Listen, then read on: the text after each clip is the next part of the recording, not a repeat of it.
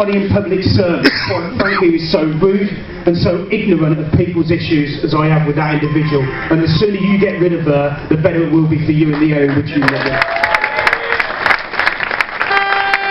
I want to first of all pay tribute to the branch in relation to the demonstration today. I mean, when we woke up this morning, there is a problem with these marches. I mean, this is about the 5th one that we've had now in less than 2 months. So we do have to turn around and wonder whether or not there's fatigue kicking in. But there ain't. You have a look today at the people that were there, and I'll tell you what you could see without a shadow of a doubt. And that was the fact that this branch had engaged its members in this campaign, and that's why so many of those members were on that street today, because they knew that their future, their industry, their livelihood rests on what happens now. And that's why they was out there trying to send a central message to politicians that they're not going to put up with it. This is the branch that delivered, because I was with them when they did it, and so was Lillian. 15,000 signatures on a petition to 10 Downing Street, saying to them that people of Nottingham don't agree with privatisation. And indeed, they are the branch that got the only Tory Member of Parliament in the United Kingdom that voted against the Postal Services Bill in Patrick Mercer. So that's the sort of campaign that they've run, and having a march and rally like this, I think, is absolutely befitting for the campaign that they've run over the last few months, and very well done to them.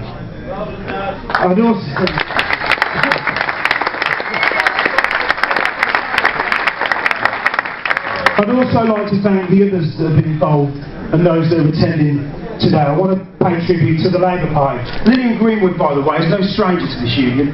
You know, I'm sick and tired of people turning around saying that the Labour Party was this, that and the other when it was in power. Because I'll tell you something now, Lillian Greenwood, when she was PPC, this is a time where they're sitting there trying to become MPs, trying to be good boys and girls as far as the party's concerned. She was sitting on their platform opposing privatisation plans that Mandelson was putting forward. We won't forget that. We won't forget that, because I'll tell you what was refreshing, to actually have somebody there that knew where they came from and was prepared to sit with us even then to say that your issues are far more important than what her career was to her. And I'll tell you something now, we won't forget that. But this is now time for the Labour Party to re-engage.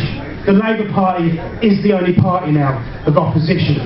If communities are going to have a voice, then it's got to come through the Labour movement, and it's got to come through the Labour Party, because there's a marriage of convenience where the Liberals are sold their soul for a little bit of power, and the only policy that they're now pursuing that was ever in their manifesto, ironically, is the privatisation of the Royal Mail. They sold everything else out, sold the students out, sold everything else out apart from the one policy they had in their manifesto, which was probably the most unpopular one anyway, which was the privatisation of the Royal Mail. So it is up to the Labour Party now to make sure that they're the spokespeople for the various communities. I'd also like to thank the other unions that have supported us today, and I have to say this, how nice it was to see the National Union of Mine Workers banner on the march and on the road. I'll tell you this now, you want to start talking about sacrifices under a Tory government, then you start going to talk to them people. Proud you were there today, brothers and sisters, proud that you were there. But one thing that we offer as a union, as far as we're concerned, is the solidarity, you see. It's an easy word to use, not an easy word to execute in practice. And we'll be there with you, standing shoulder to shoulder. We're proud of the fact that you've come on and Keep the Post public march and rally today. And I'll tell you, when your hour need comes, then we'll make sure that we're with you. For instance, Unison, on the 24th of February, 3,000 members coming out in Nottinghamshire County Council. Well, I'll tell you this now.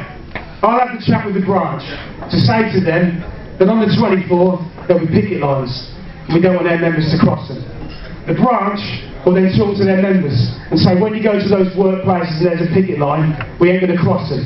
And when those postwomen and postmen get to those picket lines, they won't cross them. And every single time they do that, they break the law. But I'll tell you this about a postal worker, they'd rather break the law than break your picket lines any day of the week.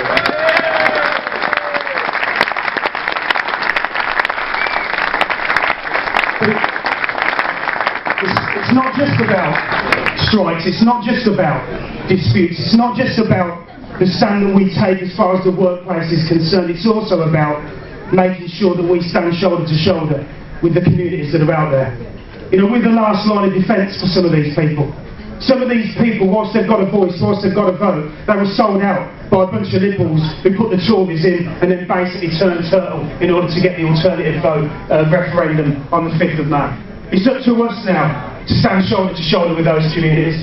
We're the last line of defence that they've got, and we owe it to those people to make sure that we stand up for the vulnerable in society. We stand up for public services in society. We make sure that we stand up for the communities that this country needs and that those people need us. And I'll tell you this now, we can't let those people down.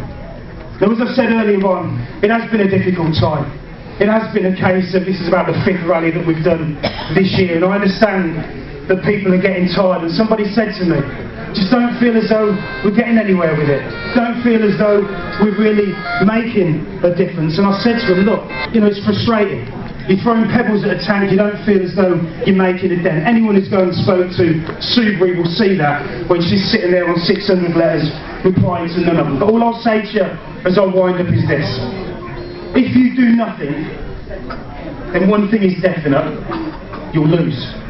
But if you do something, then you might. You just might win. So keep on fighting, keep the faith, and together, let's keep the post.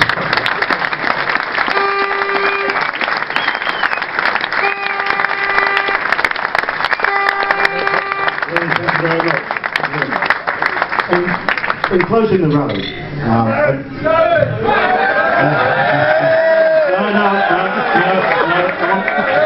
you don't want to be here until Sunday, do you?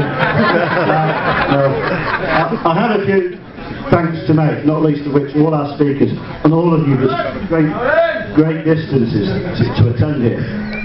One of the major things I want to thank is Darren and his many men. Because the stewards, all of you done. I have promised him to mention Mansfield.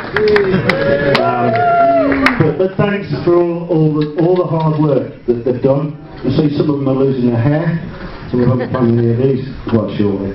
Certainly Gary's shaved as well. But I do thank you all for coming. It wasn't a bad march. We was trying to get it faster as the rain started to come down earlier on, but we were alright. One of the main thanks I've got to have is our local branch members. Yeah. All of you know who they are. You decided to come, we didn't pressurise you, well, not much anyway. But it just reinstalls my belief in the union.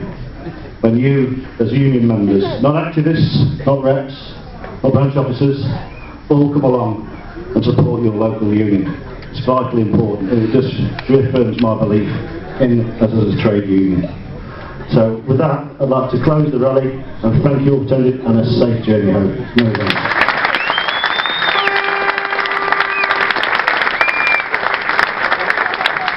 Sorry, one other thing, the Western Entertainment, as I previously mentioned, I think it's some sort of jam, sort of tribute down the road.